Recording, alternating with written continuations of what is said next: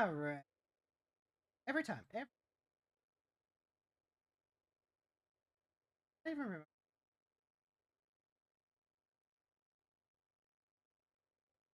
There we go. Oh yeah, I did not clean up my. Uh,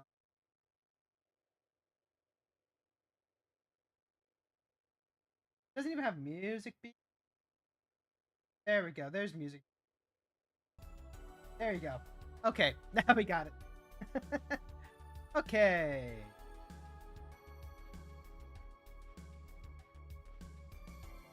This is why it's important to remember to reset all your tabulating. Although I could just like come up with some stuff. Friday stuff. Maybe I'll have to work on. So much to do and so little time to do. Arrange myself. Anyway. Time for that Star Stream stretch. Stretch it out. Stretch it out. Okay. Hey there, heroes! My name is Hero Girl. I'm your friendly local neighborhood hero tuber, and this is the Daily Grind. This is that time of the day where we come on and we grind our dailies. Today is May 25th, 2026. It's a Monday. Monday, people. Gotta get back to work. Unless, you know, you unfortunately work one of those service jobs where you work over the weekend, or you have like a third, fourth weekend shift type deal. Those kind of things suck. I hated working the weekends. Got a friend who has to work weekends because she works at Starbucks, and he hates working weekends too, but he has to do. Very unfort. Anyway, today we gotta play a bunch of black spells, and I'm in an experimentation mood. I've had this in the back burner for quite a while. We're gonna play playing some Zenos, Galvus, and we're gonna try it out. This is gonna be like one of those messy. We're probably gonna lose a ton. I'm probably gonna make some misplays too, but we're gonna try and like see if the deck concept works. The general idea that I have with Zenos is that when Zenos comes into play, he wipes the board, right? Or at least like mini wipes the board. He gives everything -2/-2. There's two trains of thought that I had here. One, that means that if we could like, you know, play him quickly enough, he'll help stabilize the board against any sort of like small aggro deck. Any deck that's playing like a bunch of really small things. But also, we could cash in on a ton of, you know, aristocrat type stuff, the cards that you would play for value. Cards that replace themselves, cards that ramp and play treasures, that sort of thing.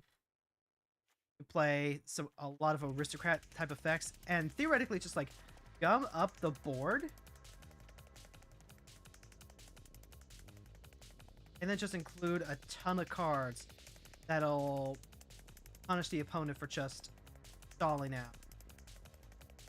Then we also have like some big black boss mobs like Brexit Obliterator, Barragoy, Aclazotz. In his best All Might voice, I am here! Hey Lucky, thank you so much for stopping by! Kellen, thank you so much for dropping the lurk. So this is the general idea. We're going to be playing like a ton of Blood Arts effects. And it's not going to be like Sephiroth. Sephiroth is a pretty good Blood Arts in and of himself. And then he also is a stack outlet. With this, I'm really trying to see what happens if we just gum up the ground with a bunch of little dudes. And then we're going to have to go from... we're going to have to start shifting some gears to figure out exactly how to leverage having a bunch of little dudes on the board. Because I can tell you already that I'm probably not winning just from like dropping a bunch of nothings on the field.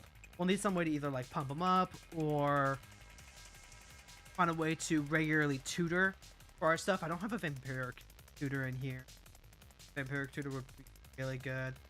I don't know. I guess we'll see. This is going to be one of those experimental days. Like, just because we're grinding doesn't mean we can't change things up and have some fun.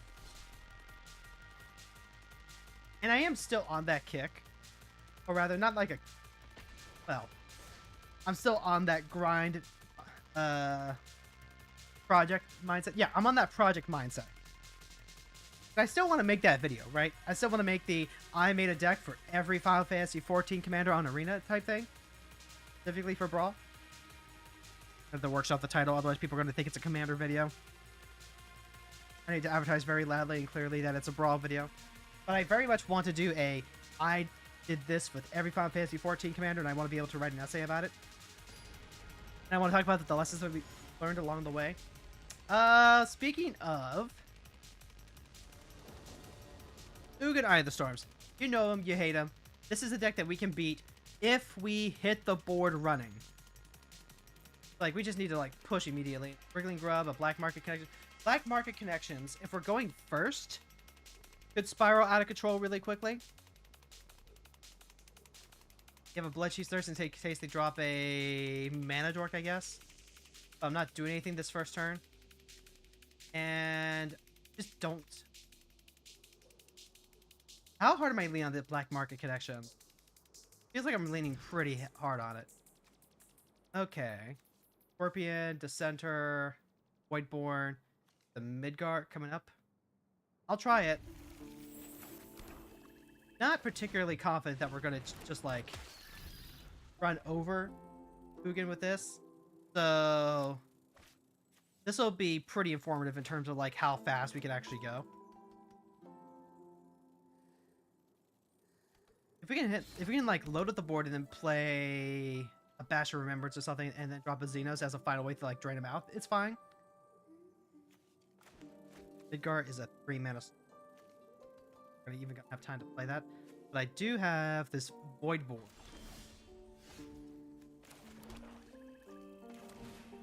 Alright, that's another 1/1. We have 1 power cards, that's not gonna be fast enough. What I might end up doing... Blade Razor comes back. I might play the Razor next turn. Stack it to the Corrupted Conviction to redraw. This Voidborn, it gets valuable. Actually, like...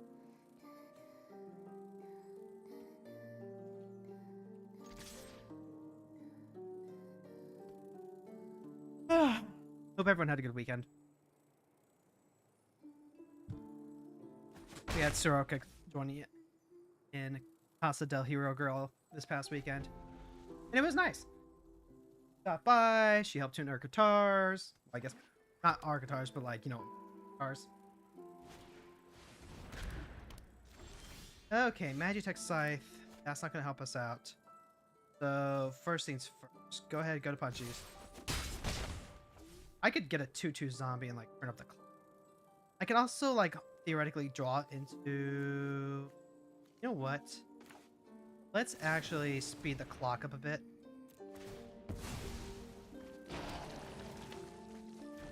Shoulder's not bad. I just play Midgard so I can drop a shoulder next. I need to.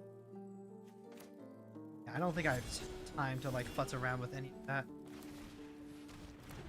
5 mana. 5 damage is a lot faster than 2.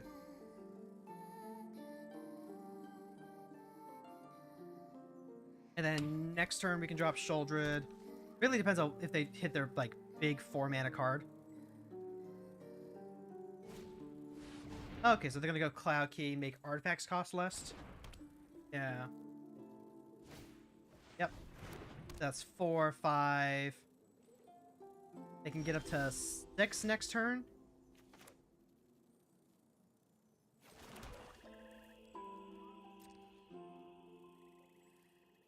Yeah, they can get to 6 next turn without any sort of like ritual.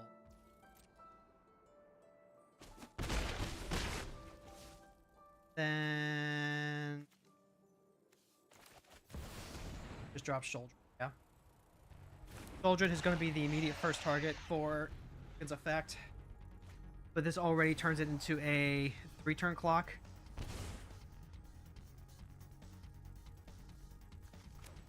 Like, we're trying to go wide. We're trying to go so wide right now. 4, 5, 6. Ugin next turn. Oh, Ugin the Ineffable.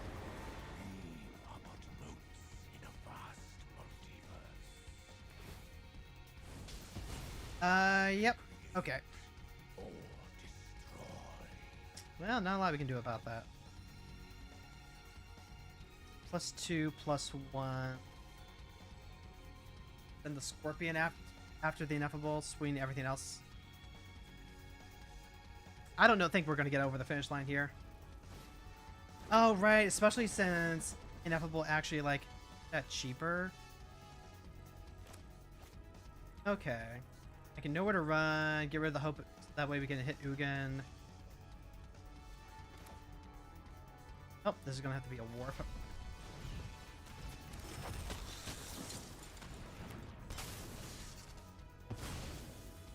And then bop to the top.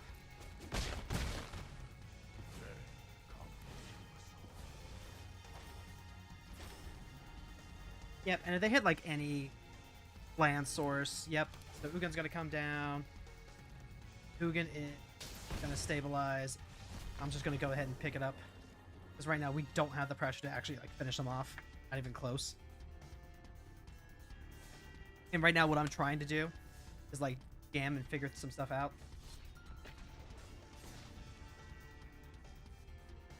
Ugin's a good one for if you want to build like a fast, aggressive deck. Ugin's a really good litmus test for figuring out exactly like what you need to be doing.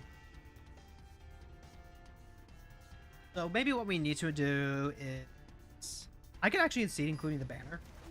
Pick a color and then all the creatures of that color get like power for the banner. Also helps us ramp up to Zenos a bit. This will be dang, this is Quintorius who makes 3/2s. Okay. Scorpion, Rook, Grasp, Rub. Make this one. Partly because we have Phyrexian Tower. Having the sack outlet is pretty big, so we probably watch out for that. Maybe discard a card, exile that card from your graveyard. So, like, yeah, just instant synergy with Quintorius here. 2 time cards on target, non-land card in exile. I could go Phyrexian Tower into Black Market. Doesn't gain suspend. That's a really nasty little synergy there. I could go Phyrexian Tower. Then I could sack the Scorpion. Get 3 mana. I could play my Black Market connections, but then I'm taking a turn off. And this just gets going. So I unfortunately can't, like, really get that going. I could use the tower, though.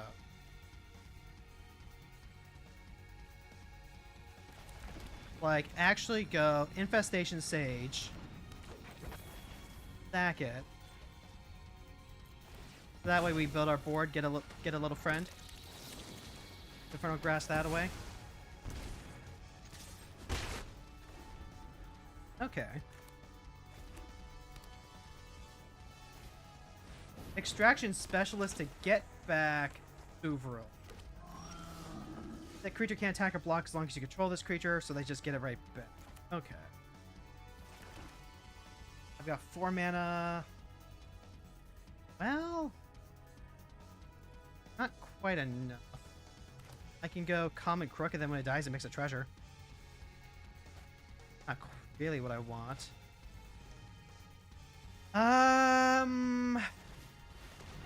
Alright.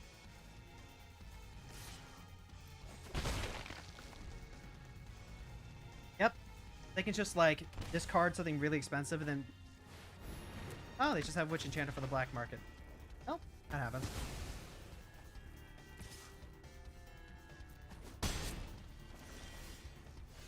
Okay.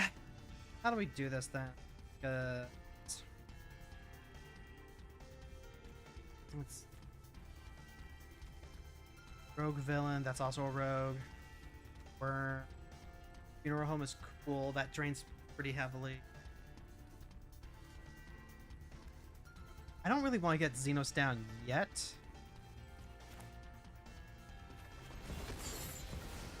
And then, yeah, they're just going to activate Bag of Holding, I guess. No, they're not. Oh, it's draw 2 and then discard. Gotcha. So they're just going to use it so that way they can just cycle with Quintorius. What kind of mystery are you?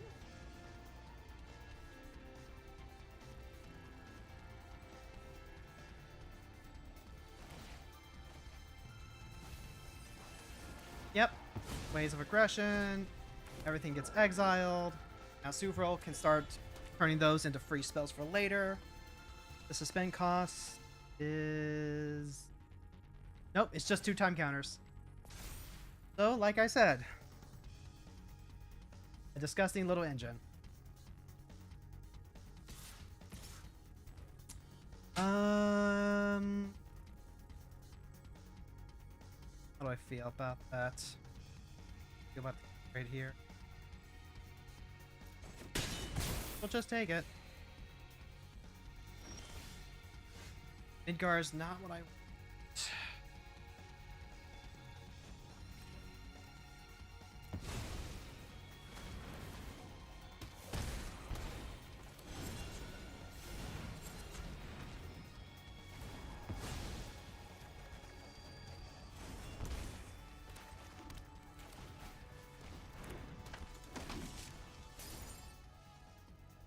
I'm still trying to think. We're gonna be taking an beating here.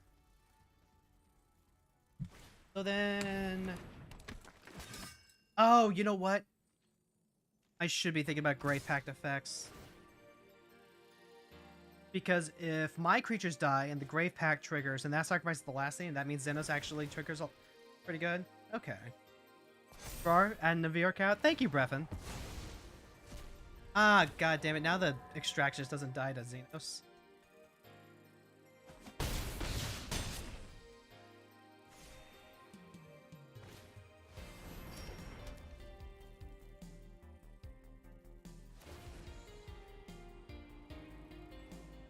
the find of a lifetime. Aqualot's getting lifelink. Pretty helpful. But I also need to get rid of that. You like it, really.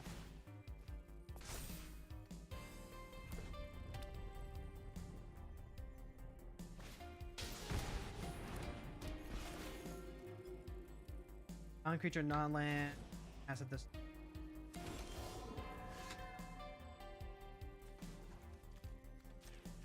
Voice cast.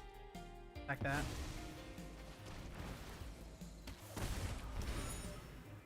And then, like, I can play Zenos, wipe the board.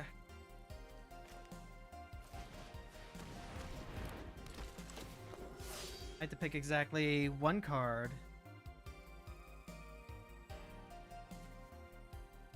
The silver, neither of the, like, matters, but I really need to kill this thing.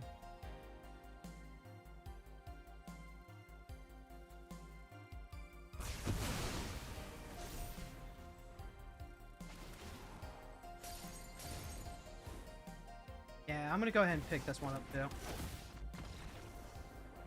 Okay, so already we're seeing some things that we can do to help this deck out quite a bit.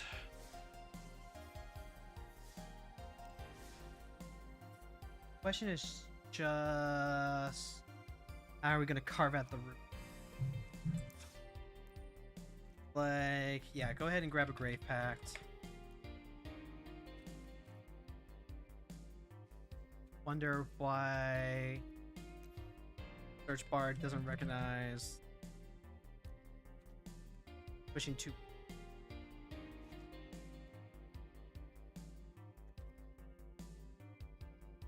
We wanted.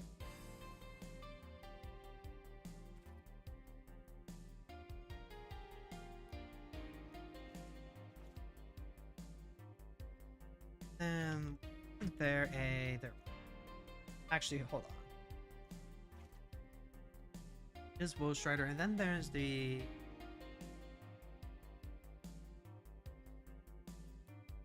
Okay, well, it's from the Soul Trader.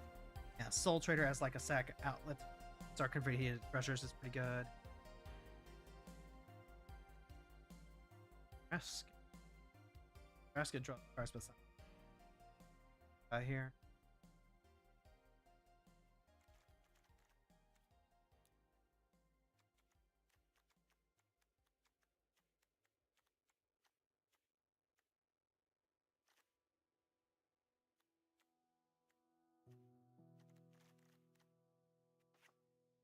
How many creatures?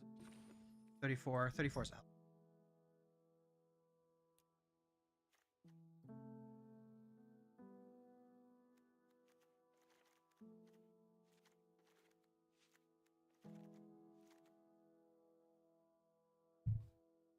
We'd have to cut. Wait, 3 cards because I'm trying to add the 34 with. Have just like a bunch of.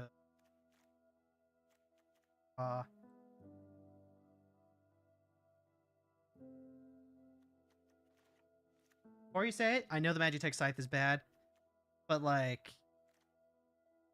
come on. There is also just like the, the smaller synergy of you have Zenos on board, they only have the 1 creature, and then you can Magitech force it into luck and then like transform. Just didn't see that we Spectacle, Shouldred. This could be an Obsessive Pursuit deck.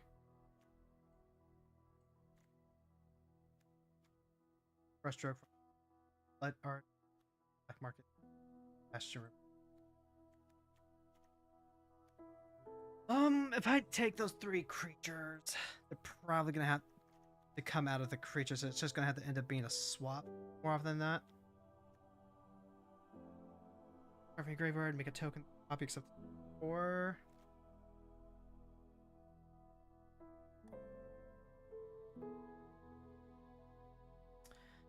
This is probably gonna sound,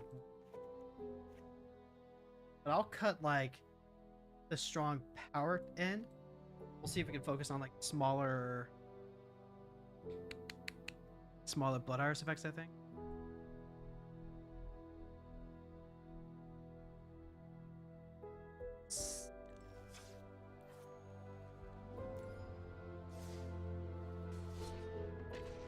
The important thing with these types of streams is that I'm gonna try and be less focused on like the actual result, like, oh, we just keep losing, what am I doing wrong? We're gonna try and be academic about it, right? We're gonna think strategically about what our deck is trying to do and how we're trying to accomplish it. And right now, I'm trying to go for like that big board wipe of effects. So like, this is what Fire Hoarder, Common Crow. I needed to find room. If I can find room for Vampiric Tutor, that'll help inform us like which cards we're constantly going after. And hello. Alright, right on time, Blood. Love to see that. Bit of Triumph, Horde. Both of these make treasures when they die. Firefleet Hoarder is a 2-1. Rook is a 2-2.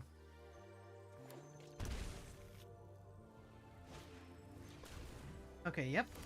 Utopia Sprawl. By the way, this is Anina, one of the new alchemy cards.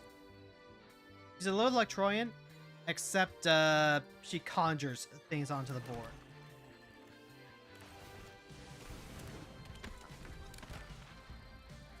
Whenever you cast a spell with excess mana cost, conjure a random creature onto the board that costs X or less. Serratus Scorpion. Go ahead and we'll pay the 3 life here.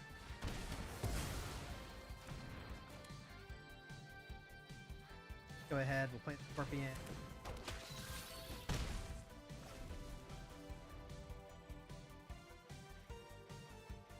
Like, I see Zenos, and I go, how funny would it be to just, like, blow up the world and then get a bunch of triggers off? That's my base thought here. Now we can go ahead and we can drop the Funeral Room. Finale of Devastation for 2. So depending on what they grab, I might hook. Okay, it's gonna be a Badger Mole. Badger Mole. So then this crash in. They can block the Badger Mole into the Cub. Okay. Nope. Okay. So then.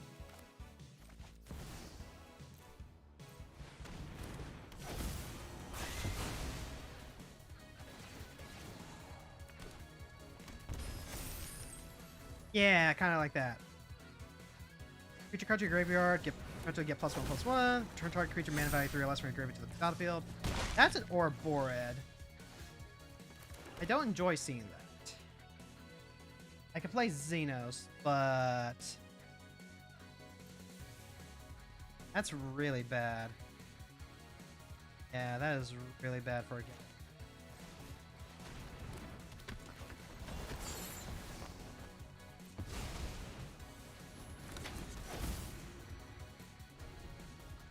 Let's see. So if I get like 6 mana, I can bring back 3 creatures. Currently at 4. This will make a treasure. So if I top deck a land, I'm feeling pretty good.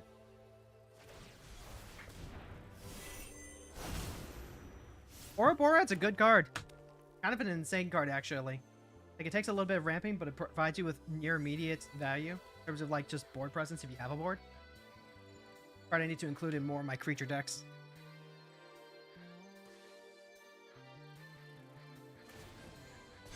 Yep. So...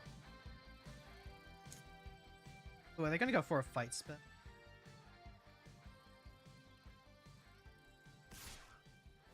I... Live by the sword, die by the sword.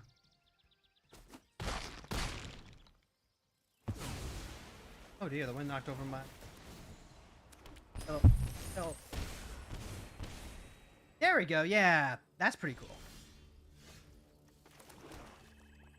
Ooh, there we go. Replicate twice. Target a creature, mana value 3 or less. Alright, so we're gonna grab the Common Crook. And then the Dire Fleet Hoarder. Then the Serrated Scorpion.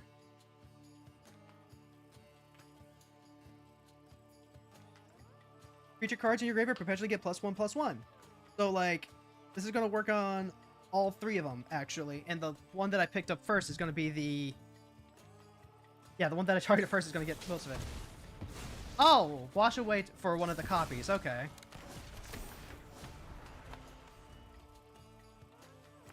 I mean, hey, I get to keep the ones that make treasure. That's huge for a cat like me. Alright, variable solution is 5. So conjure a random memory guard in play. Bastion of Remembrance.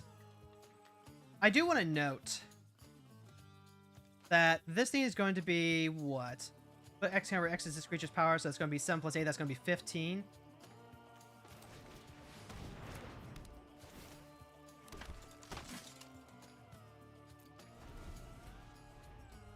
And then I can still play Zenos next turn. In fact, I'm going to have to. Okay, if we can get like all of our Blood Iris effects going, then we're all right. Extraordinary Journey. Exile the X target creatures for each of those creatures its owner may play for as long as it remains exiled. Whenever one or more non-tokens... Yeah, I think I'm just dead here, right? Yeah, I'm just fucking dead. What the fuck? Whenever one or more non-token creatures entered, if one of them entered from exile or was cast from exile, you draw a card. I have never seen this card outside of, like, this deck. Like, it's a good effect, and it makes perfect sense for an X cost matters commander. But, like, huh. Definitely not something you would typically think about playing around. I guess, like, it would have accomplished the same thing if they just had a Reverse Rebuke. But yeah, Ouroborod's a really good card. Yeah, let's grab that Vampiric Tutor while we're thinking about it. Vampiric Tutor. Honestly, you can learn a lot about your deck by figuring out exactly what it is that you tutor for every game. Like, if you find that if you're just tutoring for, like, one specific card every game, then, like, you can make a decision about whether you want to either, like, keep that card in, like, maybe you want to take it out because you want to have, like, less obvious answers in terms of what good, or maybe you start building around that specific card more because you actually want to, like, see more of it.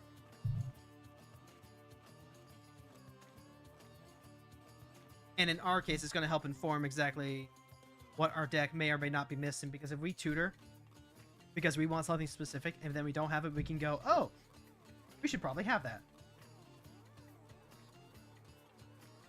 Also, I need to do a quick full count, not counting Zenos or something like Massacre Girl, but rather pinpoint targeted removal. And then I'm also going to have to think about what we're going to do for draw power.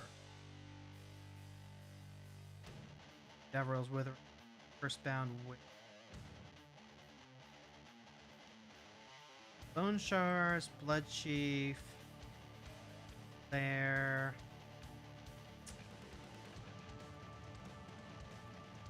I'm not going to count me. Spectacle, Edict, where to run. Might not need nowhere to run, actually, if we're going to be focusing on, like, Brave Pact and Wrath type effects.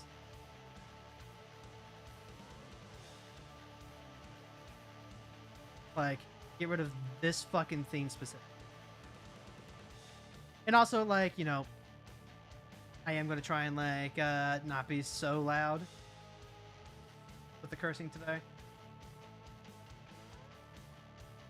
Like, I was talking to Lucky about it, and the cursing itself is not a problem, which is good because I don't know that I could actually, like, keep that up.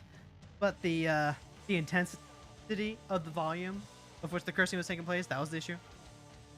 6, 7, 8, 9, 10. That's a little light for what I want, but we can make up with that with, like, good draw effects. Maybe we do want an obsessive. Yeah, because that's going to give us a lot of treasures that we can sacrifice too. Obsessive Pursuit's a cool card. When it comes into play and at the beginning of your upkeep, you lose life and you make a clue. Whenever you attack, you can put X counters on target attacking creature, where X is the number of permanents you've sacked this turn. If X is 3 or more, it also gains life like it.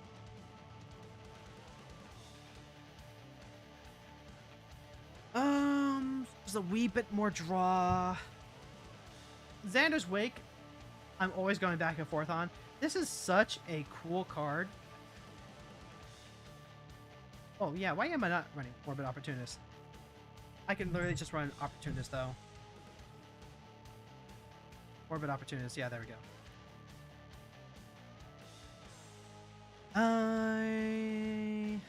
Okay. So, we definitely want to swap out. Oh, what am I putting in? I think the Annihilating Glare and the Bone Shards are still fine. Or sack an artifact or creature is the important thing. Annihilating Glare means that we can sack the treasures. And then Bone Shards. You could run Dismember too, actually.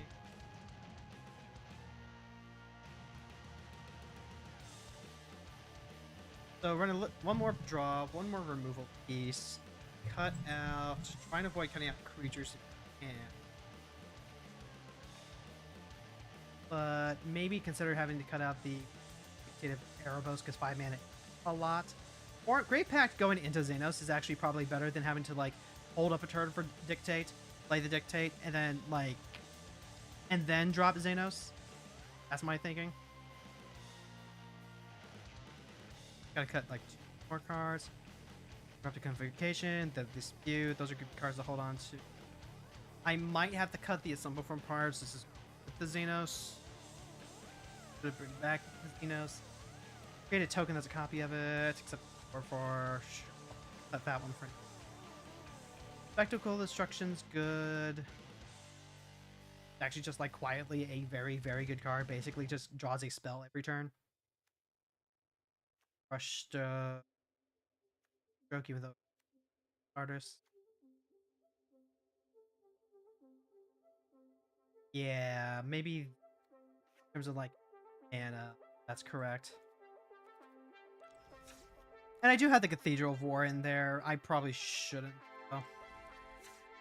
I was thinking, like, when I was originally drafting the deck, I was thinking of going with a Voltron plan, actually. And I was like, okay, you know what? We can go ahead and just be like 1v1 me, bro, with Zenos, play Black Voltron, include all of the Undying cards. Like, Undying Evil and all that. But then I was like, doesn't quite feel right deck-wise. I think a mono black Voltron deck, interesting idea that I would like to figure out if I can make work. I don't know that Zenos is the one that I want to do that with. Even though that would be flavorful because he has his whole golf bag full of Katana.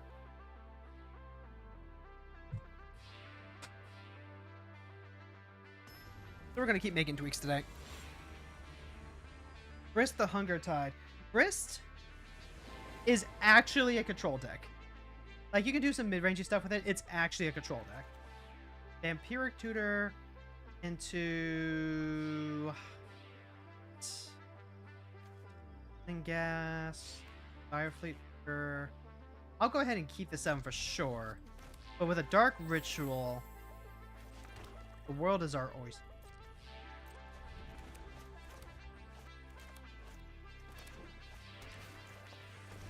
Let's see. Yep. Exile a card from your graveyard. Gotcha. Alright, so we can grab a 3 or 4 drop if we really want to. Funeral Home's not bad. We can drop Grave Pact. Grave Pact might help us keep up. Black Market would help accelerate us a lot, actually. It might get destroyed immediately.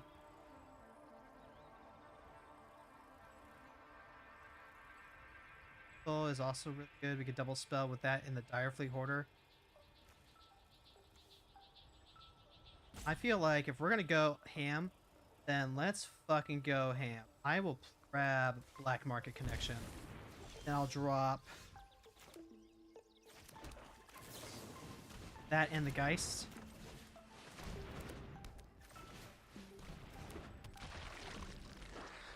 And then we're just gonna go full monkey. We'll go full monkey and we'll start making treasures and duders. We'll start reloading our hand. And now they have to either answer the black market immediately, or they can play Grist.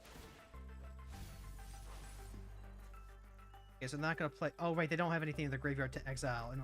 And a... Very important. Very important.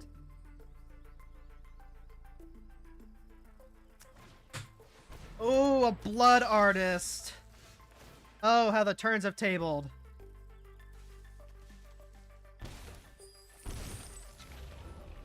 Okay, then. Well, here's Soul Trader. And then I am going to go ahead and... You know what? Go to combat. Attack in first. Then activate. Sacrifice. And we're just going to get rid of the Blood Arts now. This will be a 2-point swing.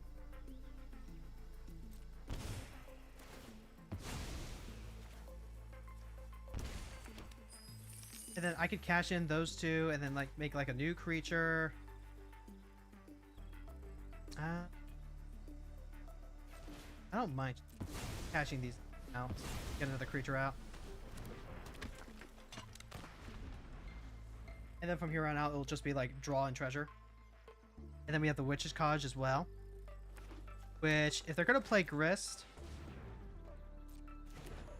and then sack and try and like get rid of the Soul Trader, then we could just put the Soul Trader back on.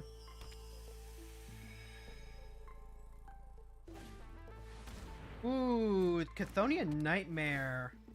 That'll let them get back Blood Artist. Which is really awkward. Now they sacrifice the Blood Artist. Pay 2 energy. Yeah, they can go ahead, get that back. And as long as they have that Nightmare, I just like have no way to like actually this thing.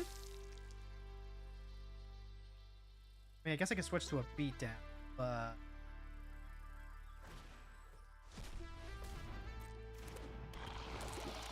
okay, what is this? Whenever this deals combat damage to a player.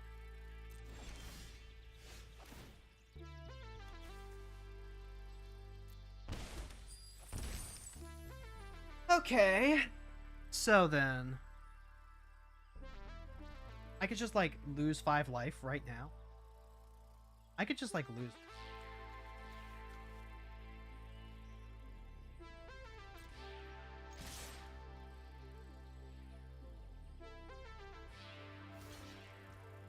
Yeah. Yeah, this is kind of a problem. I can't actually find my own Blood Artist.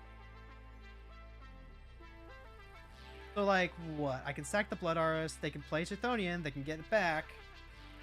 Oh, also the Soul Trader dies if I play Zenos. Fuck it. Hey, ball.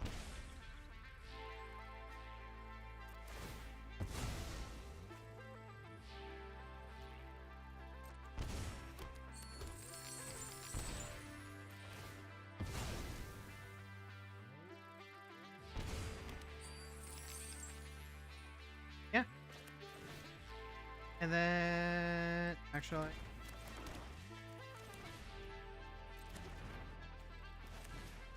no, I'm just gonna pick it up. Actually, okay. We knew that Blood Ours was gonna be an issue. That's why we have like target removal. We just did not expect to see Blood Ours there, and we didn't see it see removal fast enough to get around it. But also, like, the Chthonian Nightmare is a nightmare. Because, like, then they could just play Gris, and they could just make a token, and they can still get back Blood Artist. And Eaten by Dust might have to be in the cards. Wall, Seed, Mercenary. So there's going to be, a number of things, but it's probably going to be black-white mid-range stuff. Obsessive Pursuit, Blade Razor, Link Breaker, Bone Shards, XIV. Obsessive Pursuit. I'll try it out because I have the Bone Shards here. Bone Shards and then Obsessive Pursuit can help us out quite a bit.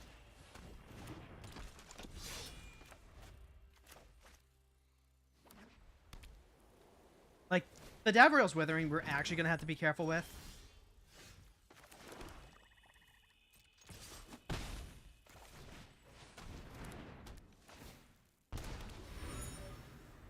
Because if we, like, if they put it onto a creature with an ETB effect, and then they can just get back with Squall over and over and over again. Yep, Flashback Marauder. Alright, now we get stuff. I can... What do I want to... Village Rites, Nesme Line Breaker, hold up Village Rites. If I go... Hold this up. Hold on to the Link Breaker, actually.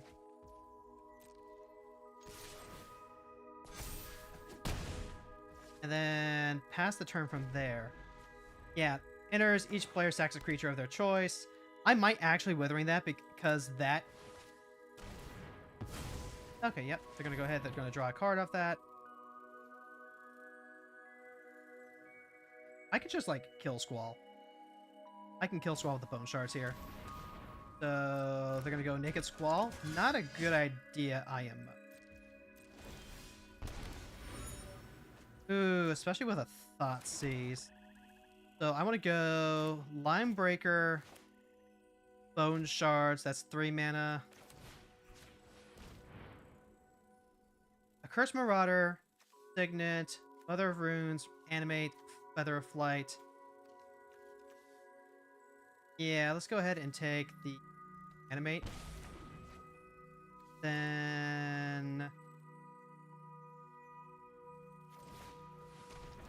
Here's Lane Breaker. We're gonna go ahead and stack. Actually, you know what? If I just like discard the Magic next scythe, I might just discard the Magic.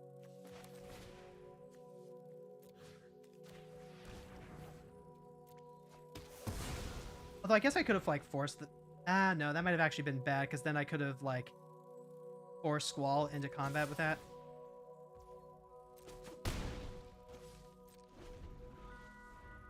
I still have this Village Rites too.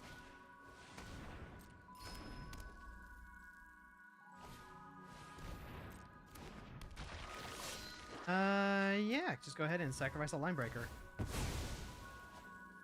This is a warrior? Yep. Yeah, I could have actually just like eaten other runes. Well, I guess I still eat the Mother Runes. Black Market is...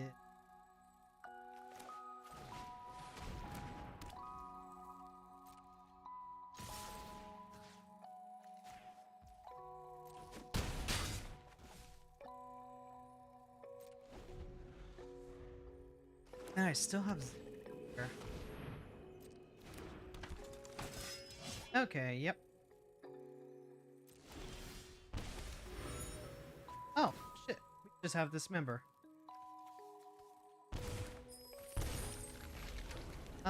going. That's pretty great, actually.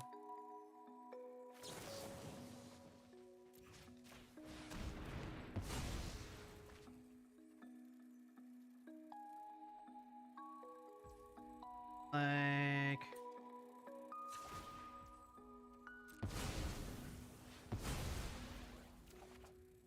Blood Ours is pretty good.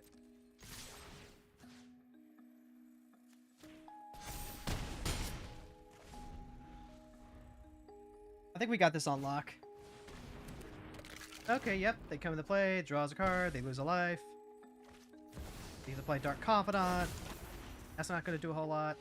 Giver of Runes could cause a problem eventually.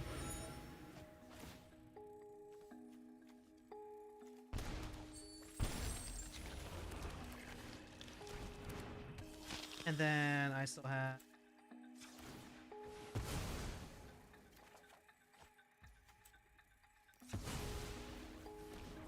Go ahead, sacrifice this token. Draw some more cards, go to combat, attack with everything, put the token on here. Also, it's lifelink.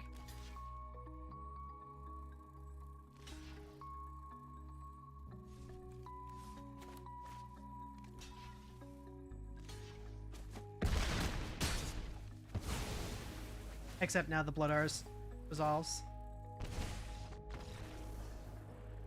I like that. I like that. That's what we should be doing. So, like, just play a bunch of dudes, Blood Artist, Zenos, eventually.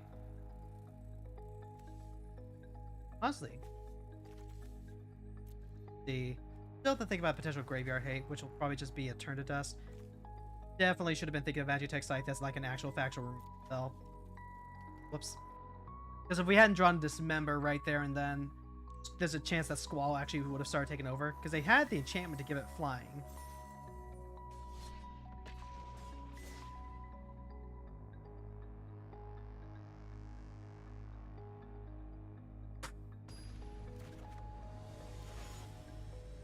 Helga Skittish Seer. It's not quite Chulang. Massacre, we're going first. They're probably going to go turn 1 Mana Dork, so we actually need to... Lattes isn't bad. Alright. I'll keep this, but we need to be able to draw removal. Okay. Null Drifter, Titan, and Bloomcast. Give each end step non-like cards you hand professionally gain cost 1 less. I think I take the Annihilator. Yeah, I take the Null Drifter because that's what they can cast immediately. Vampiric Tutor. Is that worth more than playing Wriggling Grub? I'm gonna believe it is, because then I could play Black Market Connections. I don't have anything to stack though. If I can like turn that into...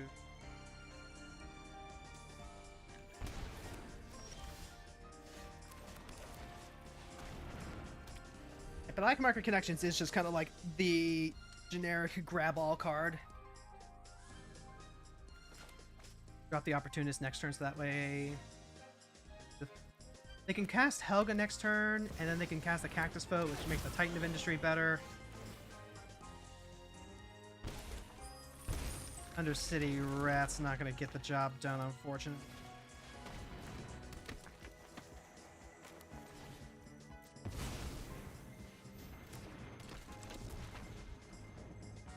Which means that our Black Market Connection's not going to be sticking around for long.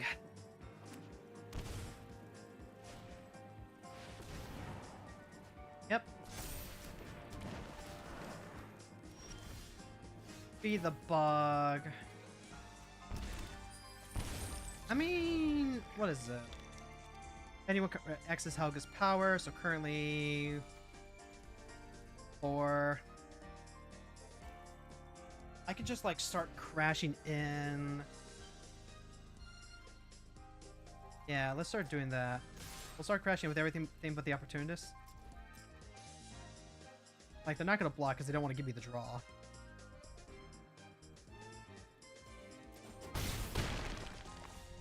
And then, what are we doing? I can go -1, -2 on Helga. Then play Zenos. Got 5 mana. Got 5 mana. Can't do anything till...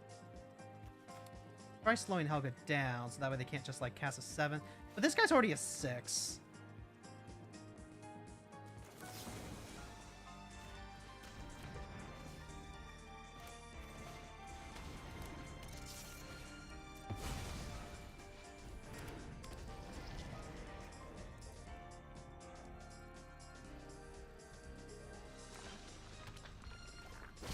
Oh, coma. Okay. Yeah, that works. Coma does just kind of like make it so that way we can't really like do much of anything.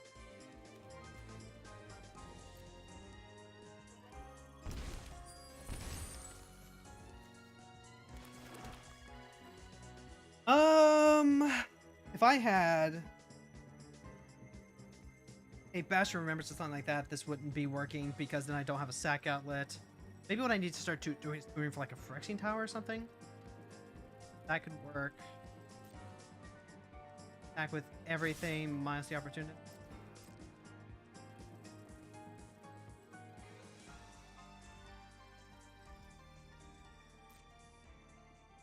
If I had like a Bastion, then I could still play Zenos. But then the black market connection's also a little slow.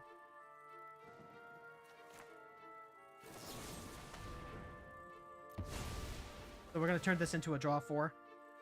Which sounds sweet, but if you don't have anything to do with that, it doesn't do anything, you know? I mean, Grave Pact is better late than never, I guess.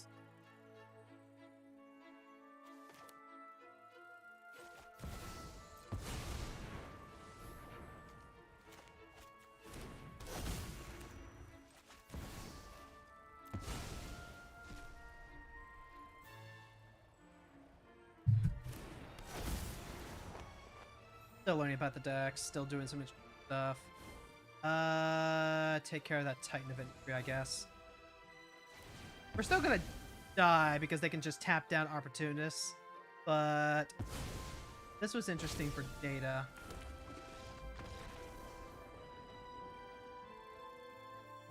Black Market Connect. Such a powerful accelerant. So much more. Okay. Let's think. What could we have gotten other than Black Market Connection in a specific scenario? We have a bunch of cards that we want to like die so we can get stuff off of them. We have a creature that we need to get rid of. Ideally, I would grab like an engine piece rather than just like a one-off removal card. Soul Trader is a way to turn these cards into evaluation. Morbid Opportunist theoretically draws us out. Let's see, what are our big... This is unfortunately a deck where we just kind of have like a lot of different that we need to set up. So that is a balancing act that we are going to. Here's our sack outlet. Zenos is also a sack outlet, so remember that. Like, we can go ahead and grab one of these just to potentially set Zenos up on the following turn. So, like, Grave Pact probably should be on our radar for things that we want and or need to grab.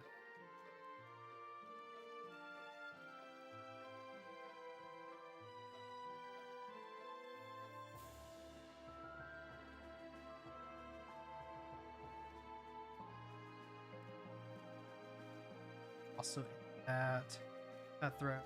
Also in Bloodway. Dude, no. We have something here. And I think that the Alchemy card is actually part of what's going to help push this. Read the Blog is such a cool card. Oh, right, Coast is clear. Little one is gone for the day. Fuck. Fuck. Yeah, there we go.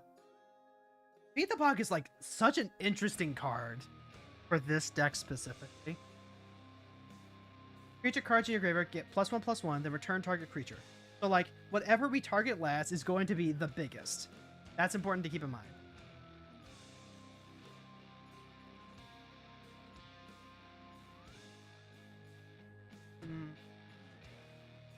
Also, wait, hold on. Is this like something that where we might want a Yahini's Expertise?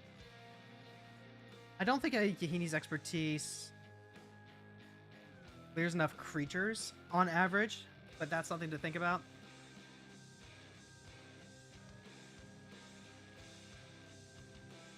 That scenario we would have wanted.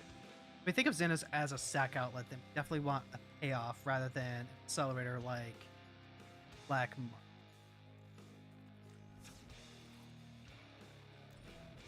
If we know they have a Titan of Industry, then we have creature options to grab.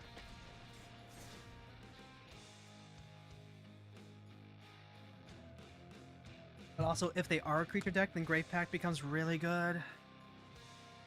Requires a little bit of forethought if you're planning on curving out, like, turn 2, turn 3.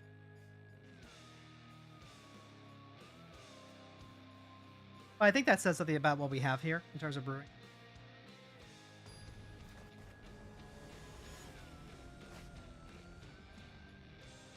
Acerak combo.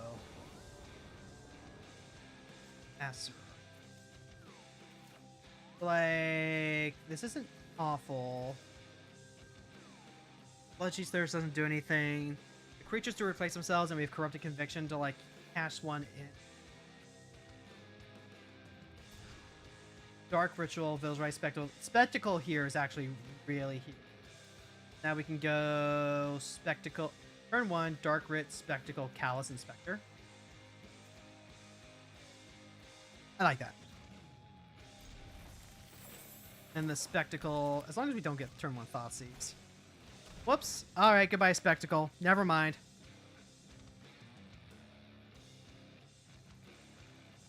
I mean, I guess they could take the Dark Ritual and slow me down that way.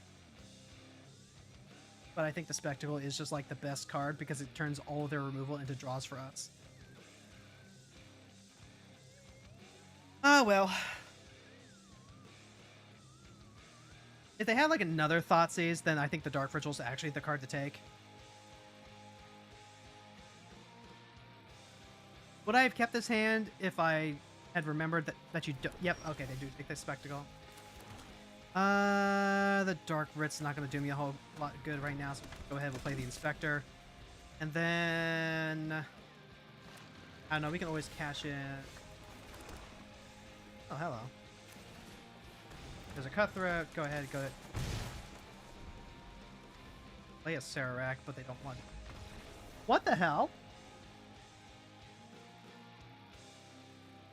Why? They took my draw effect.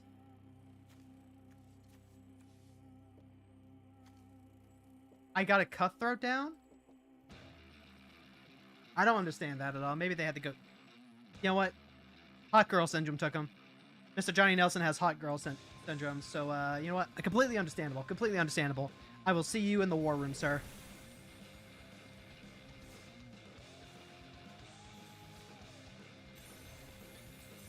Okay. So as we get to the top of the hour, let's go ahead and take a quick look at the deck. I didn't get quite as many games as I would have liked to... but that is fine. That is okay. When we have another set of black dailies, we'll come back to this. Because I think I like what we're working with here. This is a cool idea. So let's kind of talk about, real quick, what's going on here. We have our creatures, and we have our payoffs for that. We're playing a bunch of small creatures that trade very favorably with removal spells, because if they play a 1-for-1 kill spell, well then we get something out of it, and then they're down a card, trying to get rid of our cards. And we could just, like, get them. We're gonna get them. We're gonna outvalue them, maybe, if they're playing just like a 1-for-1 strategy. They're not packing enough card draw to help come up with that. like if they're a control deck, then we just beat them to death with a bunch of little dudes that either eat a full counter spell or eat a full removal spell. Maybe they wrath, but then we get a board back from all the guys that replace themselves. We have some sack outlet stuff. We have the Warren Soul Trader, and also we have, you know, funeral home type effects. I don't think that means that it's worth running, like, say, the combo with the Gravecrawler. You could run the creatures that come back from the graveyard, but I don't know how much I like those in this particular build. Like the Raider. Oh, did I never like actually? I never actually crafted him. Yeah, the Bloodsoaked Champion.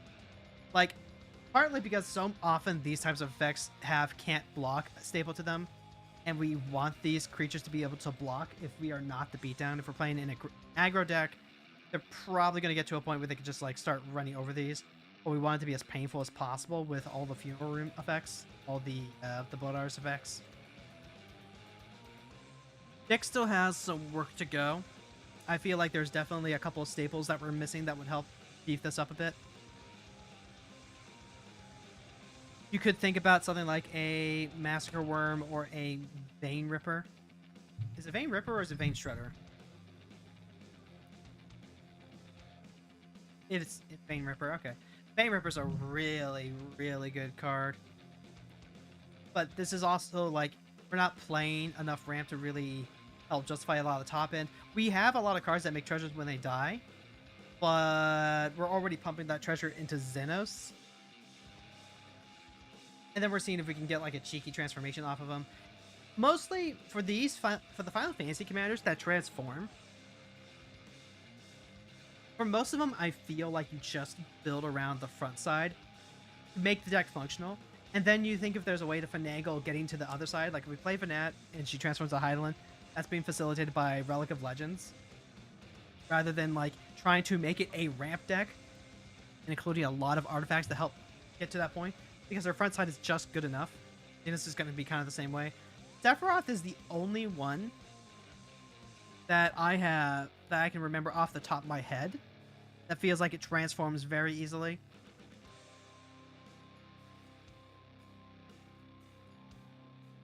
And was probably worth it.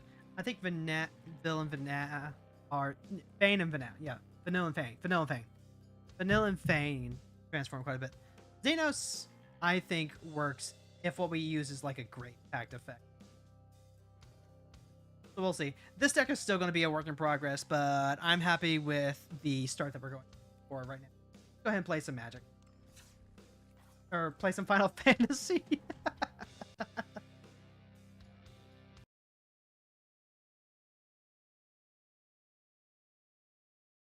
And now we get to the yapping portion of the stream.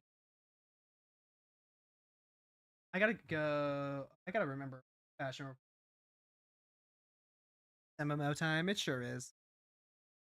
It sure is. I mean, if I wasn't like an MMO girly, if I wasn't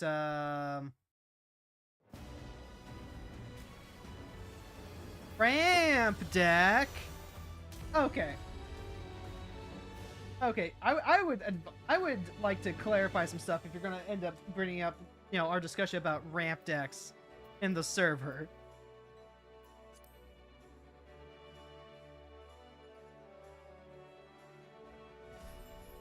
Again, apologies about the lack of content warning with Dragon Quest XI yesterday. You good, man. You are good. No, that's all you're saying. You're just saying ramp. Okay. I feel like we can we can have that conversation. We can talk about it. We can yap about it today. But like, you know, I'm gonna provide some background and some like my thought process. But no, going back to what Lucky was saying, apologies about the lack of content warning. It's okay. It's okay. The important thing is that my wife wasn't there when the scene was playing out. She was occupied entertaining our guest. Because the self-harm wheelhouse. It makes watching some series kind of rough. Things like Modica, where it gets mentioned quite a bit. Actually, I didn't remember. That is just something I need to be. I am cognitive and sensitive because of her.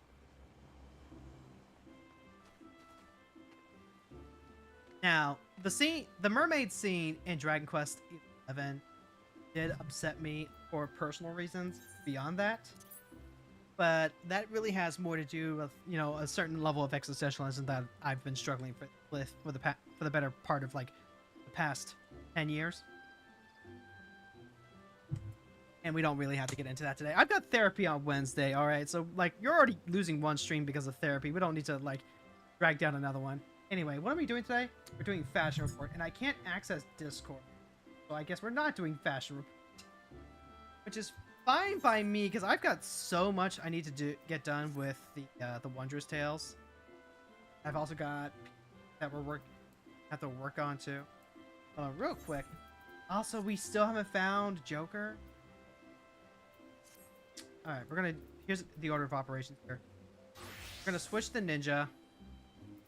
We're gonna go see if we can head into Central Shroud. Actually, Shroud is like. So we'll head over to Central Shroud. We'll start looking for White Joker, and then while we're waiting for White Joker, we'll be queued into PvP. As far as you can remember, don't think there's any other stuff like that to worry about. Yeah. So like, I'm always happy to take your money. Ron, thank you so much for the resubby. Thank you. Samara as the HNIC. What does that even mean, Fran? What does that even mean? Oh, sorry, Lucky. I saw Fran resubbing. What does that mean, Lucky? What does that mean? Because that sounds like something that Fran would say. That sounds like something Fran would say. That's where I was getting at that. Head ninja in charge. She's gonna be the Hokage. Believe it. Okay. So now we're good to go ahead and try and find White Joker. Hopefully, this time we can actually find him.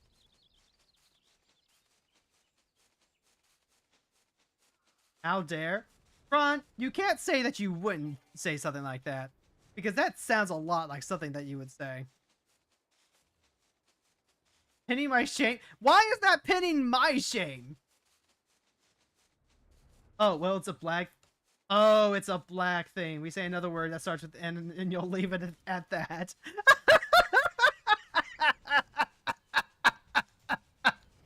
I understand. I understand now. Fran, why would you pin that? Why would you pin that, Fran?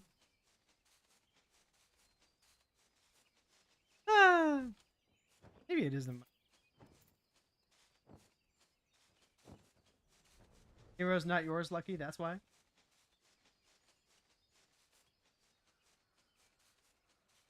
Fran, are you trying to... Wait, hold on. Did I ever come down to the sacred tree? I don't think I did.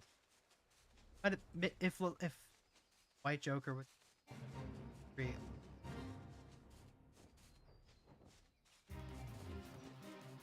Alternatively, there's also HBIC, but I think you figured that one out too. Yeah. I can figure out head bitch in charge. That much I can get. Believe it or not, I'm not a total scrimbo. That's what we're going with, chat. That is so every time, right? Every time I say, "Oh God, I'm such a bimbo," like every time I start going into the comically self-deprecating train of thought, Jess is sure to remind me. I think southeast. Joker's around here. Joker, you're right. I saw White Joker is. There's White Joker! We found him! Every time that I bring up bimboism, Jess is like, I think that's against Twitch TOS. I think that's against Twitch TOS. And like, God bless the child. It's good that he worries for me. So few people do. but also like, you know, you've got Northern Lion talking about how he can't imagine Tom Hanks having sex, but he can imagine Tom Hanks eating pussy. And like, maybe it's different because I'm a small streamer and he's a large streamer. Maybe it's a little different because my vibes aren't quite as off the cuff as someone like a Ryan Letourneau. But like, I think I'm okay, Jess. I think I'm okay. Like, just because things may or may not be, you know, on Twitch TOS doesn't mean that they're necessarily going to be enforced. But, you know, just to play it safe, we are saying scrimblow now. Like that episode of Recess, right? The one where the kids want to swear, but like every time they swear, they get in trouble, so they make up a word and they use it like a swear, and then everyone on the adult side gets mad because it's like, why are you saying that word? That word is awful. That word is dirty. They're saying womps, man. They're saying womps. It's a made-up word. It doesn't mean anything. They're just using it to express themselves. Like, you said they couldn't say fuck, so they came up with their own word to take fuck's place. Noogie tat. Yeah, you get it, Breffin. You get it. Where is red and yellow? Way over there. So it's like, come on, Twitch. You really can't pin this one on me. Hi, Hero. Hi, Ori. Thanks for joining us over on the YouTube side. Like, I always appreciate people stopping by and saying hello on the YouTube side. Usually, preferably when I know who they are, or like, you know, they're regulars, because then I know that, you know, the YouTube side is working for sure, and it's not just you know, what? I mean, like, you know, would assume Ori hasn't gone full Kamen Rider Android on us.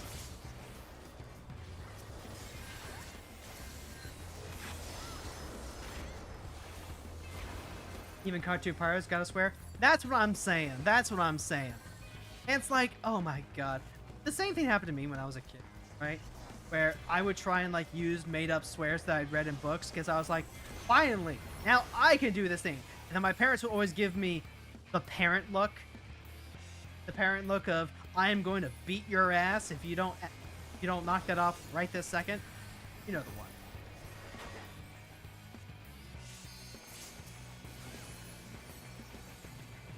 So, like, honestly, at this point, let's just say the word. I'm a Kamen Rider Android. Do I get a cool henshin? I would assume so. Like, it really depends on who happens to be writing the season, but, like, I would like to believe that by virtue of being an Android Kamen Rider, you get to do the cool henshin.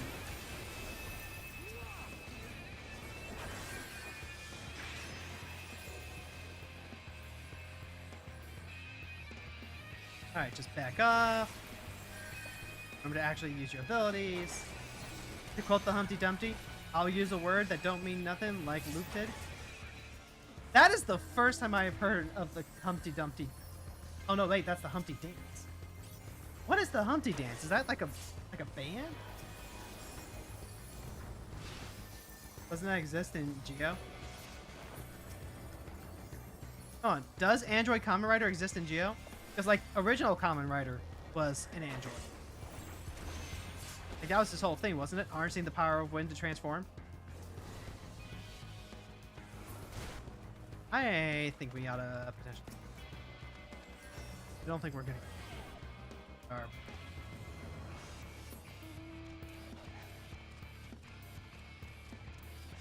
Ooh, actually, hold on.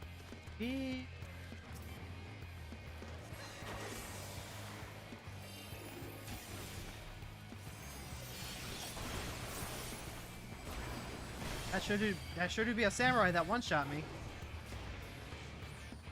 No, but like Kamen Rider Android specifically. What? Was it? I didn't watch Geo.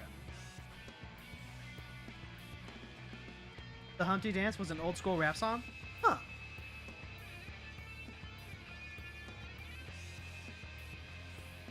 Ugh. By the way, chat, Wait a sec. Here Girl has never heard the Humpty Dance by Digital Underground. I don't listen to a lot of like the rap or hip hop type songs. My sister was way more into that than I was. When I was in high school, I'm pretty sure my type of music was more like classic rock. We used to have a radio station that we listened to in Ohio. It was 97.1. No, that was a sports show. It was like 97.9. It was 80s, 90s now was the pop songs. And then there was like classic rock. Right, the popular song. So like, here's my secret, chat. Here's my secret. I am a square. I lived under a rock in high school. I was pretty secluded in terms of what I was and was not engaged in. Like, if it wasn't anime, if it wasn't from an anime or a video game, I probably wasn't listening to it. And the only reason I got into classic rock in the first place was because that was on the radio, and I did not own any albums. I didn't own any cassette tapes. I didn't own any CDs.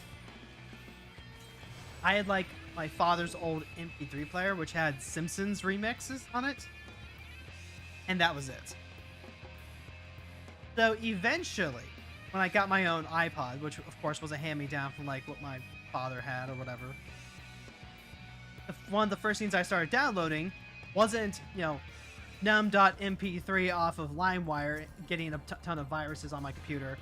It was, in fact, just, the Sailor Moon intro theme song and stuff like that. In fact, part of why I've said for the longest time that I'm not really like a, quote, music fan is because I'm pretty content to just listen to whatever I just naturally come across. Like, I listen to a lot of J-pop, not because I'm really into J-pop bands, but because that's who they tag to do the intros for these OPs, Got to share this one with you? Yeah, absolutely. I'm always down to give things a try. Like, you go ahead, you go into the Discord channel, you post it into the miscellaneous, give me a little tag, you be like, hey, hero, listen to this and tell me what you think.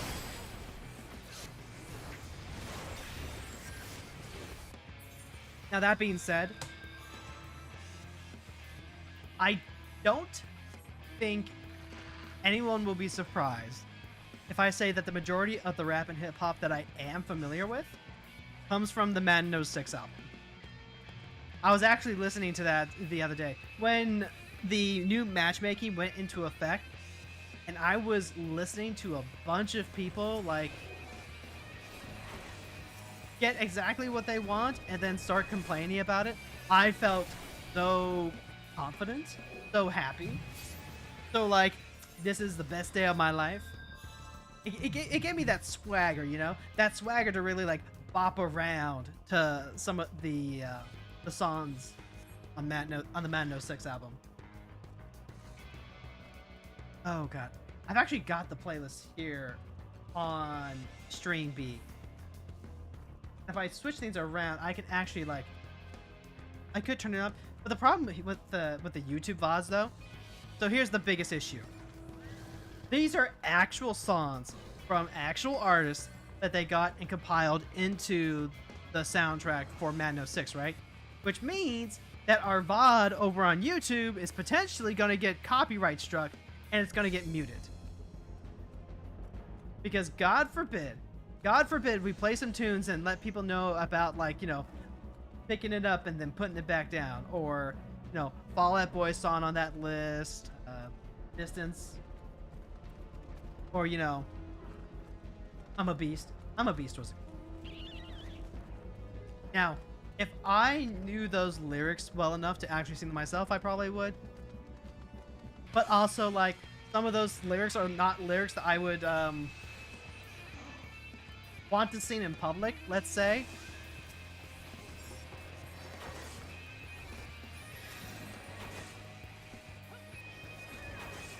Like, it really doesn't matter, like, what kind of music it is. I'm not really a big fan of calling women hoes. which is funny because I was actually listening to the censored version when I was growing up with that album, where they're not saying O's, like dropping the N word.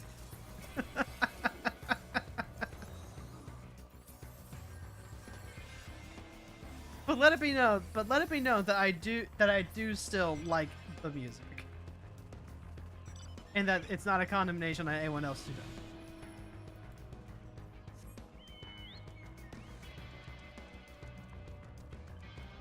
Actually, I'm pretty sure that had yeah, Foo Fighters on that album too.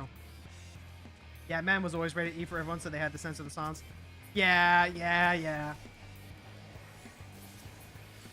And like, ideally, I would prefer that they not censor songs and just like get songs that would already be what they feel is age appropriate.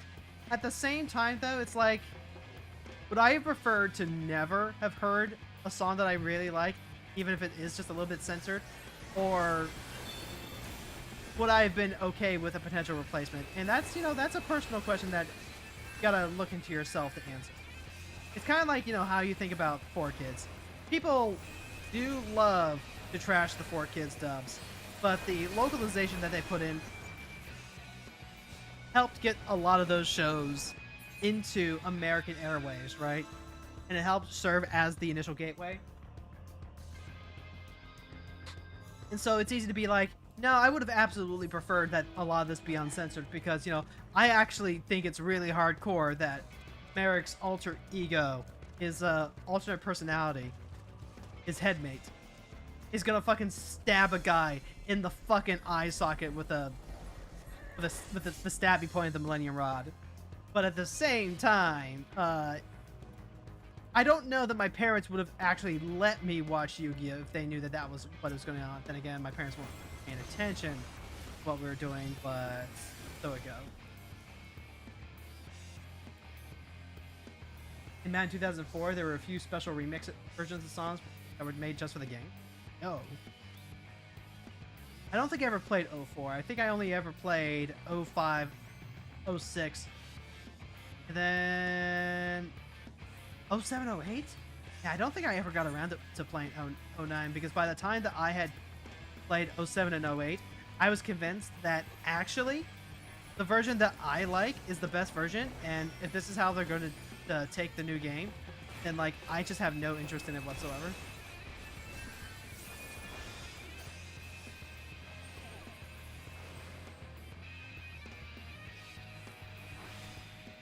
Oh, I'm eating the bios. No longer holding? You join with a group? Stay with a herd? Hello, how's life going? Someone was trying to scam Sam. No, don't scam Sam. Don't scam Sam. Also, hi Sam. Life is going okay. I started stream feeling pretty exhausted and worn down. Partly because we were entertaining Soraka. And she was absolutely lovely to have. Like, don't get it twisted. I love that she came over to our house and spent a couple of days. And then helped tune up the guitars and stuff like that. But also, our apartment is small. It is our fortress of solitude, and it feels a little cramped when we have that many people in. And also, we didn't really get to like hang out insofar as it was just like, okay, you are here, you are doing an intermittent trip, you're helping with our guitars and stuff like that.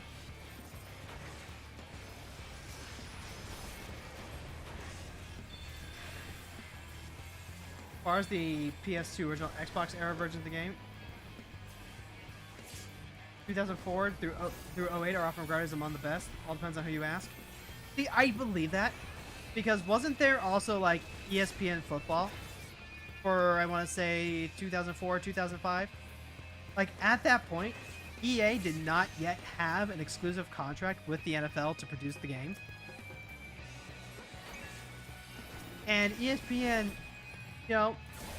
tried to prove that they were the better game, and they came out with the greatest game of all time.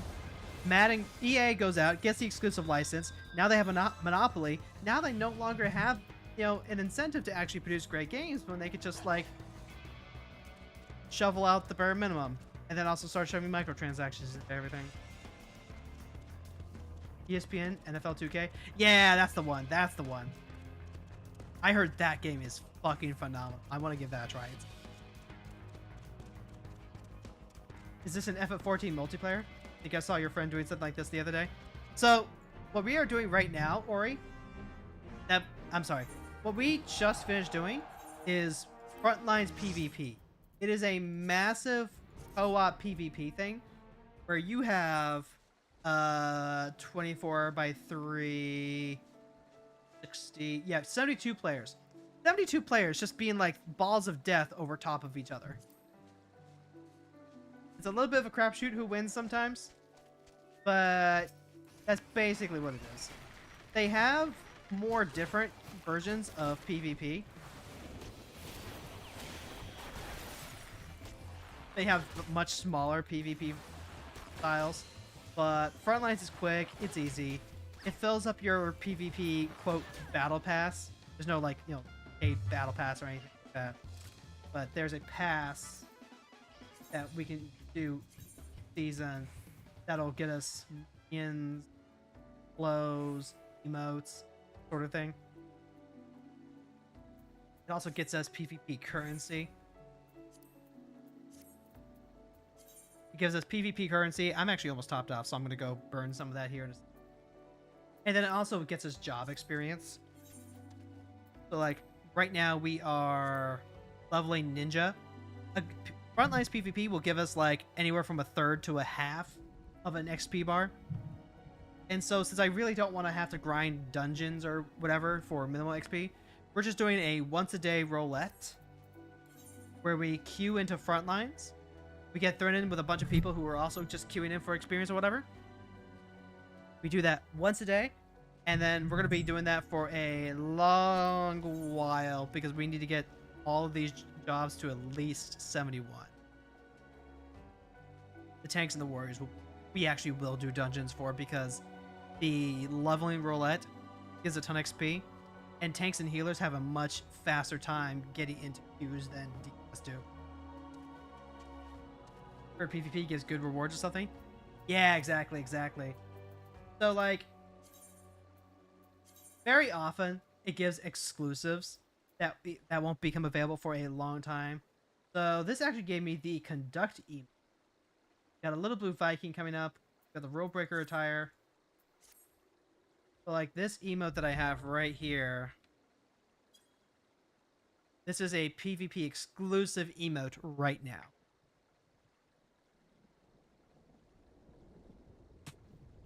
Like, and you can grind and if you really want to, you can grind the PvP rewards. But for someone who's trying very hard not to burn out and to maintain a nice steady grind, what it is. This is what we do. This is what we do every day for the daily grind. Except this Wednesday, because again, I will be out for therapy. And I will be emotionally exhausted. I don't want to have to go anywhere. I'm just going to pick up like Burger King or whatever on my way home. I'm going to come home, chill out with the cat on the couch, maybe play some Hades. That's it. Also, let's go ahead and back. We finally found White Joker. I think it was down by the Sacred Tree last time, and that's why I couldn't find him, because I never actually checked down by the Sacred Tree.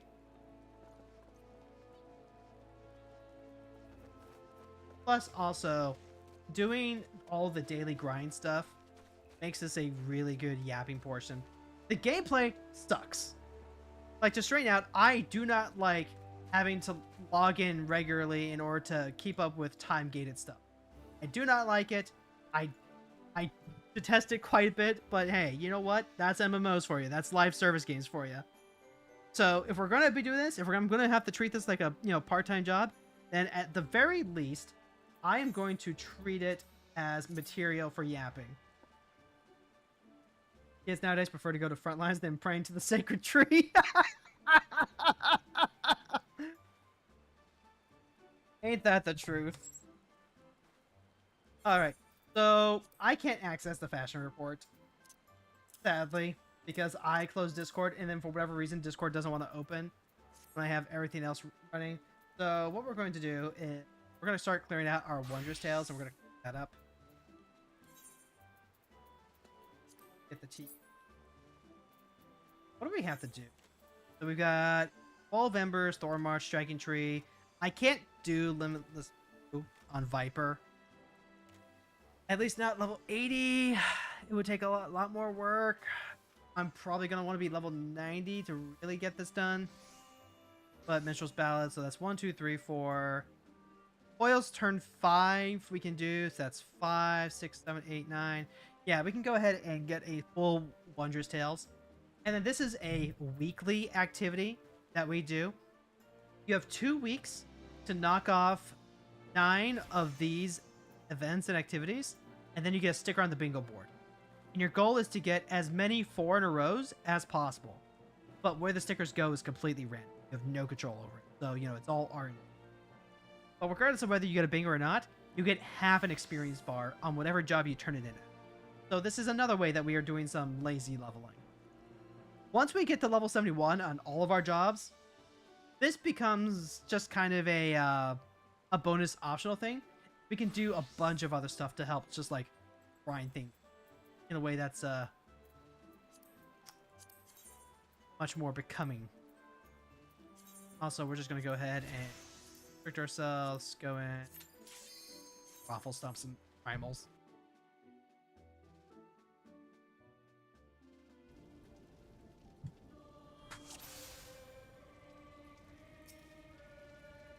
The stream is good for me, chat. The stream is good for me because it helps me keep up with my forever hobbies, my live service hobbies, without taking away from just like fun stuff, right? Because this weekend, I was in a position where I had some extra time to kill, but instead of logging into Final Fantasy XIV to do all this, I was like, actually, you know what? I would much rather log into Dragon Quest XI and do some grinding there. Which, you know, you're trading one grind for another. But one, this is already slated for, you know, us time, like you and me, together, hanging out. And also, grinding in Dragon Quest is grinding for levels. Grinding in here is grinding for with things that I have done. Oh, 8.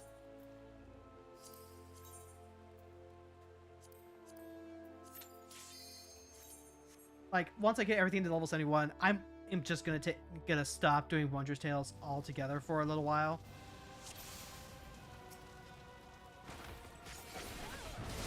Because, like, it's good. It's efficient XP. You get a lot of it. You get a lot of tombstones. You can get some really cool rewards for them. But this isn't how, like, man was meant to live their life. Girl was not meant to spend her entire life nose to the grindstone. He was meant to live. Wait, hold on, what? We skipped nail fades? Okay, I'll take it. I'll absolutely take shaving off like 2 whole minutes off of Ifrit.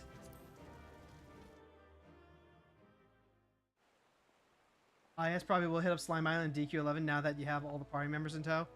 See, actually, it's a funny thing that you mentioned that, Lucky, because I also found Slime Island and I was really excited until I realized that the metal slimes have to spawn in with other enemies, which, like, okay, yeah, sure, you know what? That's exactly how things have been going, so of course it does. No harm, no foul. But then I was like, but also, I am just getting a ton of XP just from, like, killing the trolls and the Cyclops right now a lot more reliably. I'll probably go back and do some grinding just like when I have like nothing else I want to do and I just want to grind. But also, I was looking things up in terms of like power leveling recommendations, and what I found was apparently there's a spell. No, there's like a pet power. Yeah, there's apparently a pet power, which is like a limit break type thing for Dragon Quest XI, where you can turn your enemies metal to like multiply the XP that they do. So really, it's just like, you know, pick your grind now or pick your grind later. Me personally, I am always just like in the grinding, so maybe I don't actually need spend all that much time in Slime Island. But hey, you know what? It's there if I really want to. And I do appreciate that. Honestly, it was a delight to go there just to see all the slimes. Really made me want to like pull Excalibur out of retirement.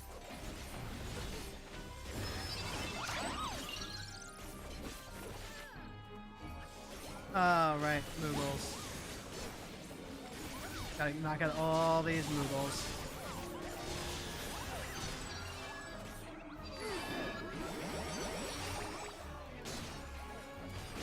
There are so many Moogles like that. And this guy, this King Mog brings them all back to life with his own health.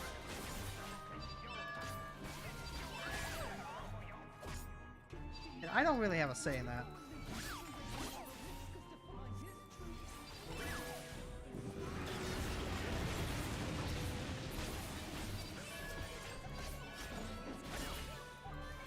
Oh! This Rogue Moogle came over just to say hi. I appreciate it. And this would normally be your DPS check. And this is one of those fights that they actually just... Because, not necessarily intuitive if you're playing on... If you're a brand new player playing on the system.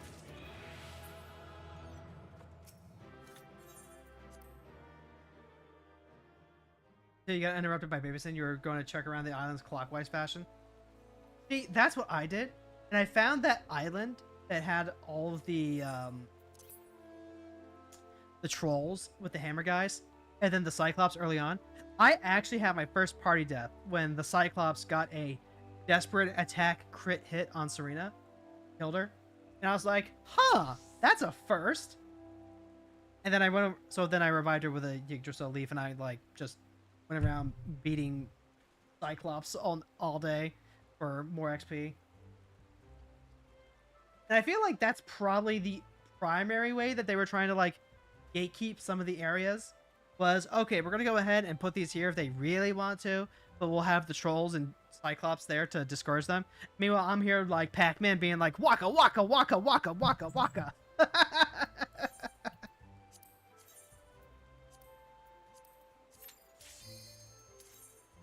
Like, if the way that you're going to try and like discourage people from getting out is high level enemies, but you also made the mistake of giving me the ability to grind on lower level enemies for a good chunk of XP, I got some bad news for you.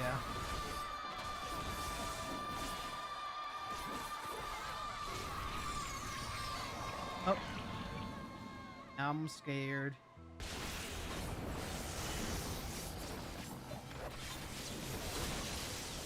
Alright, we gotta kill these. Gotta go around and do-si-do. Swing your partner. Swing your partner around and around. Hey chat, I was perusing Blue Sky, as I do. And then Ray shared one of those, you know, share and repost type things. And one of them was, if you see this posted anime that you really like, why doesn't Blue Sky have good gifts for Kill la Kill? Like, I kept looking for something that would, you know, represent what Kill la Kill is to me. Like, I wanted to find something of Ryuko transforming with Senkets, but I, like, literally just could not find one.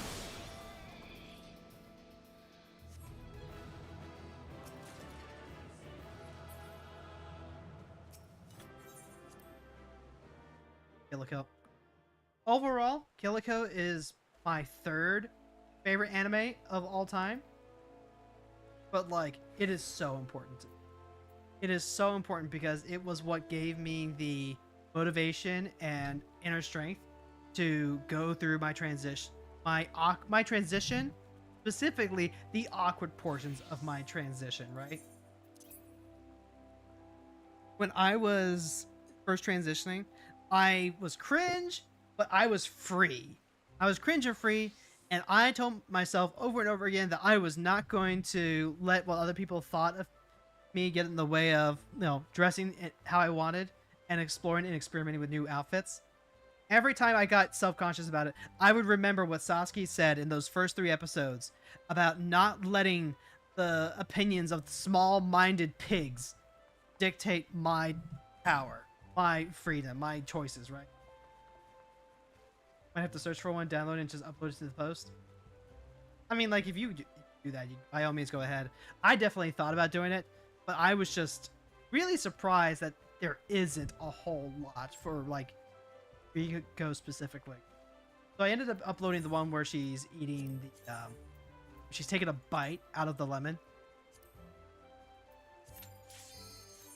Because I realized, actually, you know what? That opening scene is everything that you need to know about the show, right? Just went with your tried and true pose for that mention, Tenchi Muyo. Tenchi Muyo is a good. I haven't seen it since it aired, though. Really want. I want to rewatch that with White. I gotta rewatch one of the OG harem shows.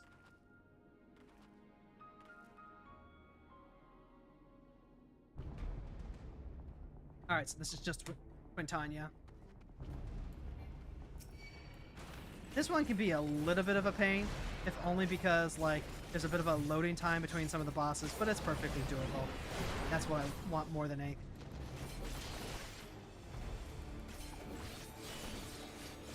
Can we talk about that opening scene with Ryuko and the lemon, though? So, like, she shows up, right? And the first thing that she does is she's literally taken a full-on bite into a lemon, the way that people would bite into an apple. That's insane. That is crazy. There is, you know, nothing that says that people would do, right? Where they would, like, actually bite into an apple like that. This makes her strange. This makes her weird. This makes her, you know, not the usual or the norm. And that's entirely the point, right? It's the entirety of the point that you are dealing with a very strange and unusual woman. And that's Kill la Kill's entire thing. Yeah, we could talk about, like, the, you know, the outfits and all that. We could talk about symbolism. But overall, Kill la Kill's message is about being honest and true to yourself as a person and creating a life with like-minded people who care about you, cherish you, protect you, stick by you. And it makes sense, especially for a brand new studio that split up from Gainax. A studio that wanted to make its mark, that wanted to do fun, cool, experimental things, and, you know, for the longest time was dancing by the beat of another person's drum, right? It was full of animators that were working at the Gainax, and they were working on, like, the Gainax direction stuff. You had the director for Gurren Lagann and Panty and Stocking, Fifth Gainax, coming over too, because they just had things that they wanted to do, things that were different, things that were unique and special to them. In a lot of ways, the story of Kill la Kill is the story of Studio Trigger. As for Kill la Kill, great anime though. Still kind of surprised it got aired on Toonami. I'm not. That is absolutely a Toonami style show if I ever knew. Plus, Erica Mendez really kills it as Ryu. When I was watching Kill la Kill, it was as it aired in Japan, like back in the simulcast days of Crunchyroll when Crunchyroll wasn't shit. And I loved it. I loved it so much. And I had my idea, my own personal idea of what Ryuko would sound like dubbed. Erica Mendez fucking nailed it. She is exactly how I imagined Ryuko sounding in.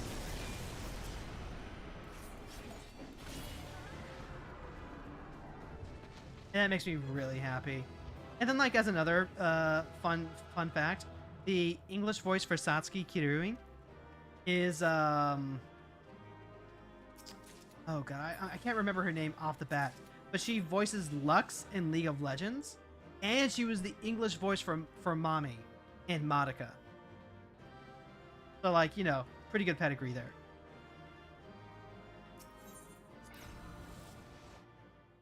Here's one from Ori. I always felt that Kill la Kill's main idea is that social norms exist to serve people, not the other way around. Clothes were the main metaphor. Clothes are absolutely the main metaphor, but it's less about social norms serving people, and more like exploring the idea that normal isn't a one-size-fit-all suit that you can throw on everyone, because that's what creates hegemony. That's what flattens everything out. The biggest episode I think that helps exemplify that is the one where Ryuko and Mako start the fight club, right? Ryuko's doing this because she wants to help Mako's family do better. She wants to help provide. And this is her way of, returning the kindness that Mako's family has shown her. But Mako's family gets flattened out by all that. Carrie Karina was the English voice actor for Satsuki. Thank you. Thank you. So, like, they get into the high class. The family falls apart because now they're just, like, getting absorbed into the system itself. So, in this case, it's not that it's not like a social norm is serving them. It's that their warmth and individuality has been washed out, and they've just kind of turned into the same pigs that everyone else has.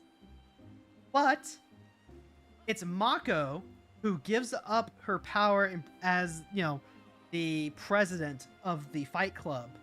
The Fight Club Mako's. Remember that? The one that looks like Jotaro?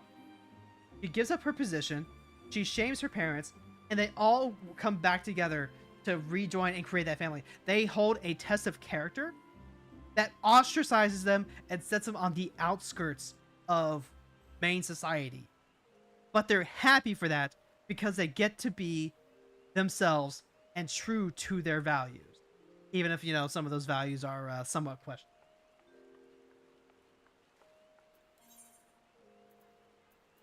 That's 347, so we don't have time to do a leveling. I can knock out the 50 and 60. I can knock out the 50 and 60.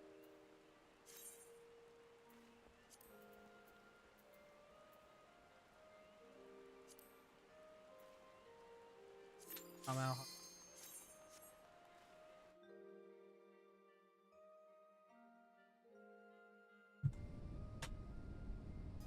Because I think the important thing to remember, right?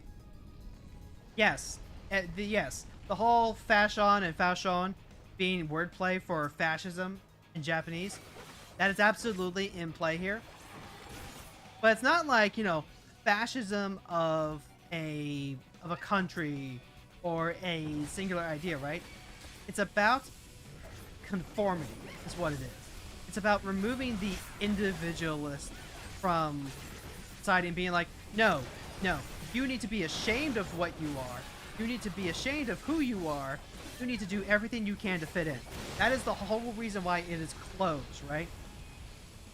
Because you have school uniforms, literal school uniforms that are there to, like, try and remove the friction of people getting bullied and teased for not wearing the right clothes, for not fitting in that way.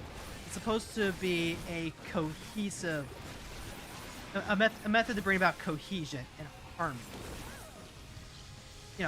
Basically make things easier for everyone else, rather than, what might be most comfortable for you.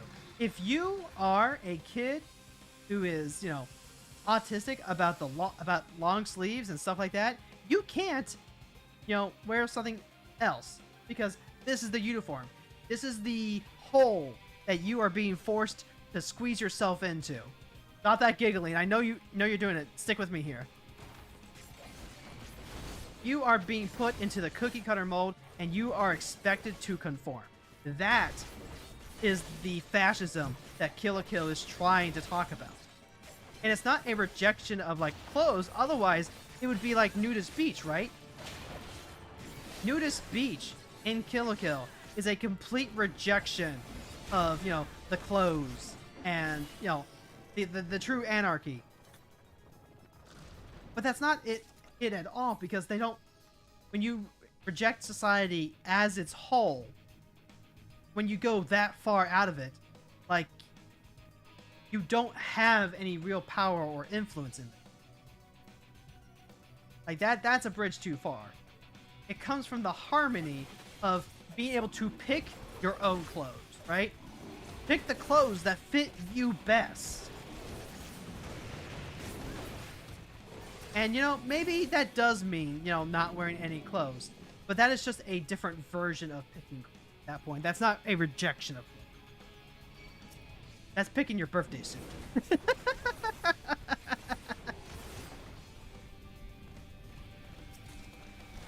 And that is something I have thought about writing for quite a while now. I just need to prioritize exactly when I'm going to be making that essay to kind of extrapolate on my thoughts more.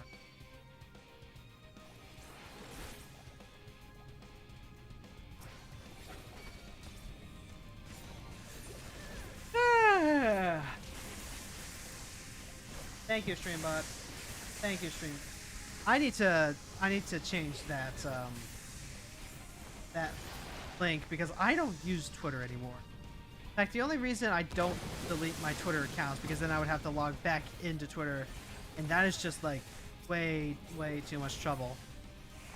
More trouble than I'm willing to put into it right now. But I can change that to like.